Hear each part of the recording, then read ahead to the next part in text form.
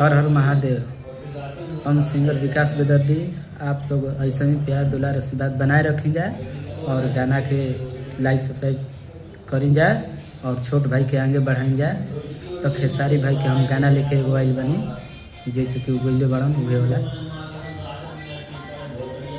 मेहनत कई के केतनो रुपया कमैबा आचारा के सुख बचवा कतही न पैबा सपना न होई कब पूरा ये बबुआ माई बिना जिंदगी अधूरा हो माई बिना जिंदगी अधूरा।